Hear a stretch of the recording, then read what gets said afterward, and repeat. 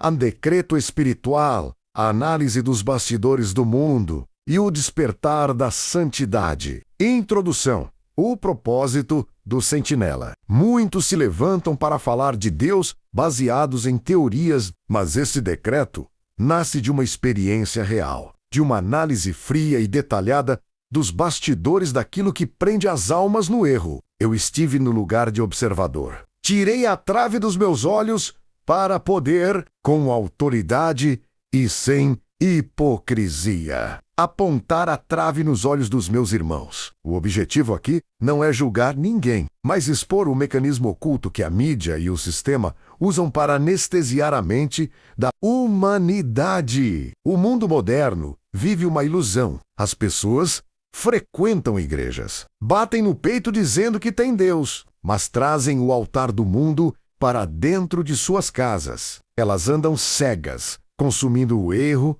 e achando que tudo é normal. Mas esse normal é o abismo. É como alguém distribuindo uma balinha para uma criança. Parece inofensivo, doce, mas o fim dele é a morte espiritual. Se você quer proteger a sua salvação, pare e ouça a verdade nua e crua. Capítulo 1. A conexão oculta da televisão ao abismo. Existe uma linha espiritual que separa o que é lícito do que corrompe a alma. Você pode assistir à televisão? Pode. Você pode assistir a um filme de ação, de terror ou a um desenho? Pode. Há coisas que dá para assistir com o devido limite, sem atravessar a fronteira da santidade. O problema é que as mídias mundanas foram desenhadas para que uma coisa leve a outra. A pessoa começa no que acha aceitável e, gradualmente, é empurrada para a lama. A maior prova dessa armadilha está nas novelas. As pessoas pensam que a novela é um entretenimento inocente, mas ali reside a raiz da condenação. Se você pegar um caderno e fizer um teste real, menos anotando detalhe por detalhe, a fisionomia, as roupas, os decotes, os gestos e as reações dos atores de uma novela, e depois comparar com os conteúdos pornográficos mais pesados da internet, você verá que tudo condiz com o mesmo erro. São apenas atos diferentes, mas a essência é rigorosamente a mesma. Nas novelas, atores que não são cônjuges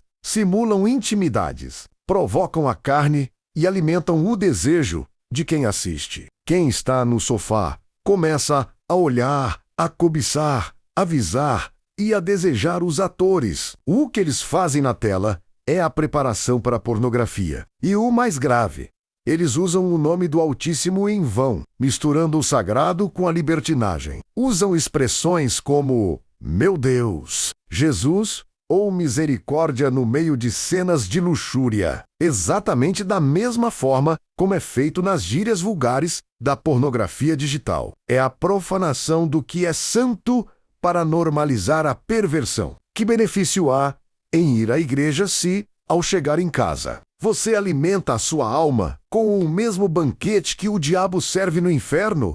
Capítulo 2. A desculpa dos cegos e o mito do livre-arbítrio. A humanidade criou uma muleta teológica para justificar a própria falta de vergonha e de temor quando são confrontadas com a verdade. As pessoas usam a própria boca para dizer, mas todo mundo é pecador. Elas se apegam à frase, nem tudo me convém, para continuar fazendo o que não presta, usando a própria palavra de Deus para blindar os seus erros. Elas usam o argumento de que Jesus andou com os pecadores. Sim, ele andou com os pecadores, mas andou para transformá-los, para que eles se salvassem e se arrependessem. E não para que continuassem na prática do erro. É uma hipocrisia sem tamanho usar a misericórdia de Cristo como uma licença para pecar. As pessoas dizem, Deus me deu livre-arbítrio,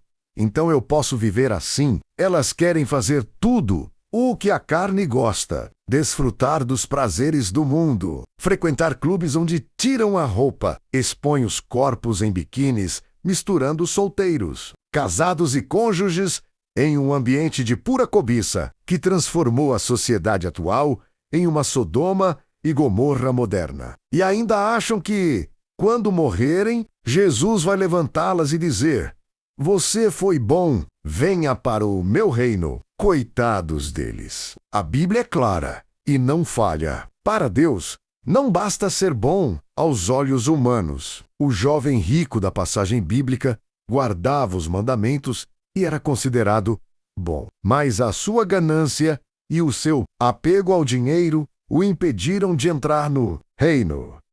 Da mesma forma, o rico ganancioso de hoje, que faz os outros trabalharem como escravos no Egito moderno e não sabe honrar a Deus, com o que tem, não entrará no céu. E o pobre que vive uma vida miserável, mas prefere abraçar o mundo e a sujeira em vez de andar com Deus, também não entrará. Para o Criador, o que importa é entender a diferença entre o certo e o errado e escolher viver no certo. Custe o que custar. Capítulo 3.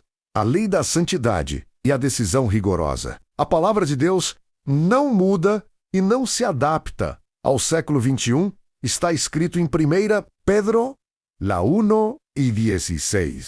A santidade é uma ordem e é totalmente possível de ser vivida por quem nasceu de novo em Cristo. Quem realmente conheceu o bem e o mal não quer voltar para a lama, não aceita o mal como normal e não negocia os seus princípios. Quando a tentação vem, quando você está diante da tela e a carne insiste para você cair, o verdadeiro homem de Deus dá um basta. Ele não foca na fraqueza do corpo, mas no canal que tem com o Pai, nas almas que estão lá fora, sedentas por ouvir a verdade nua e crua. Ele escolhe Deus, o pecado é nada, e Deus é tudo. Não há como retroceder, não há por que voltar para o erro e começar do zero. Se nós já vencemos meses e meses de libertação, eu tomei a minha decisão. Eu não quero manchar as promessas que fiz ao meu Senhor. Não quero apagar as declarações que trago estampadas no meu carro sobre o Deus da glória. E não vou mudar a minha conduta. Se for preciso quebrar um fone de ouvido de tanto escutar a palavra durante a noite, eu vou lá e compro outro,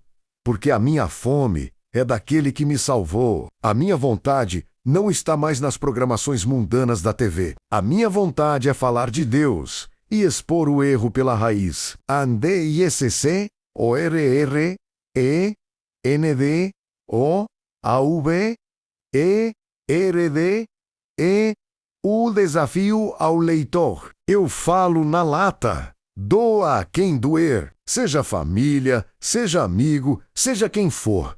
O que é pecado, eu vou expor e vou cortar pelo mal, pela raiz. Não há como camuflar a mentira. Verdade vos digo, o celular e a mídia estão trabalhando 24 horas por dia para colocar uma venda nos seus olhos e puxar para o abismo um vídeo após o outro, uma cena de novela após a outra. Se você quer saber se a sua vida está pura diante do Criador, faça o teste que eu fiz. Faça a análise. Pegue um caderno, assista ao que você considera normal na TV e anote os nomes, os gestos, as intenções e as palavras em vão. Depois, compare com aquilo que você abomina. Você verá que os caminhos se cruzam e que o erro é o mesmo. Quem está vivo hoje se arrepende, dá um basta na carne e continua firme no caminho limpo. Esse, quando fechar os olhos deste mundo, morrerá em Cristo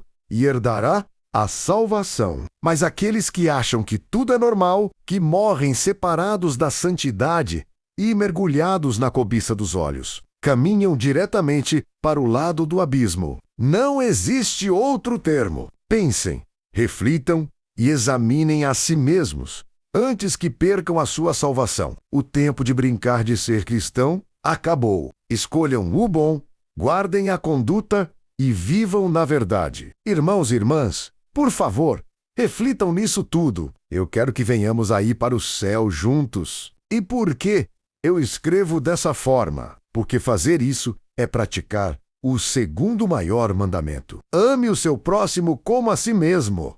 Amém. Eu amo vocês.